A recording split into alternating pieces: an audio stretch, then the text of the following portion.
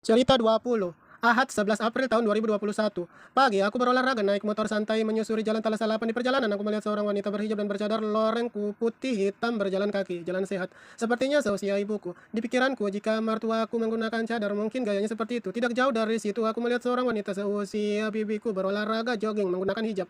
Aku mengendarai motor dengan cukup lambat, kira-kira hanya 15 km per jam. Sesampainya di rumah, aku pergi mengantar adikku untuk membeli kue dan ubi kayu. Di perjalanan, aku melihat pengurus jemaah masjid sedang bersih-bersih menyambut bulan Ramadan. Sesampai di rumah, aku mengupas ubi lepas dari kulitnya, kemudian mencucinya, lalu kurebus bersama serai, bawang putih, dan garam. Setelah matang, aku makan sambil mengetik tulisanku di laptop. Ibuku meminta untuk diantar ke rumah paman di Citraland. Aku mengantarnya, dan di perjalanan tepatnya di Jalan Tun Abdul Razak, saya melihat seorang wanita menggunakan hijab dan cadar kuning kecoklatan seperti seusia ibuku. Di pos penjagaan security meminta menitip KTP, SIM, atau tanda pengenal lainnya. Ibuku nggak bawa KTP, aku juga nggak bawa surat-surat. Terus aku ngomong sama security, baru kali ini aku lewat jalan ini dimintain KTP.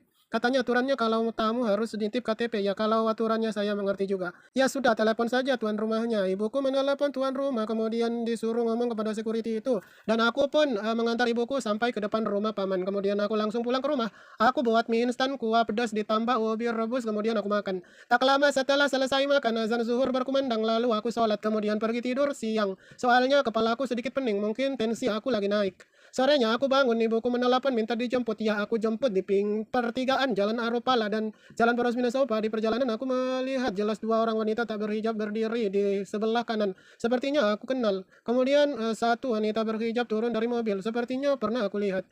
Dan wanita berhijab dan bercadar hitam berpapasan denganku lagi mengendarai motor. Di pikiranku sepertinya aku sering melihat wanita berhijab dan bercadar hitam seperti itu. Sampai di rumah, kepala aku terasa pening, aku merasa mual dan muntah. Sepertinya karena terlalu keasinan, banyak konsumsi garam. Jadinya tensi naik sehingga mual dan muntah. Kusempatkan sholat asar kemudian mandi. Setelah mandi, ibuku menawarkan makan mie goreng dan minum obat. Adikku Henry mengatakan, minum kok paracetamol. Aku buka kulkas kemudian minum air. Azan maghrib berkumandang, aku sholat lalu lanjut tidur berharap kalau bangun pening dan kepalaku hilang dan sembuh saat tidur. Saat tidur, rohku seakan keluar dari ragaku dan nyawaku seakan mau dicabut. Terdengar bisikan lawan, jangan diikutin. Azan Isya pun berkumandang, tiba-tiba seakan rohku masuk ke dalam ragaku untuk mengendalikan aku sholat. Sampai terfikirkan dalam pikiranku pada saat terakhir bahwa jika seandainya ini adalah sholat Isya terakhirku, maka aku tersenyum menghadapmu ya Allah. Aku sadar dan tahu bagaimana penyakitku yang memungkinkan orang diriku dapat meninggal secara tiba-tiba. Setelah sholat, aku turun minum obat. Adikku Fira mengambilkan aku dua obat, yaitu paracetamol dan ibuprofen.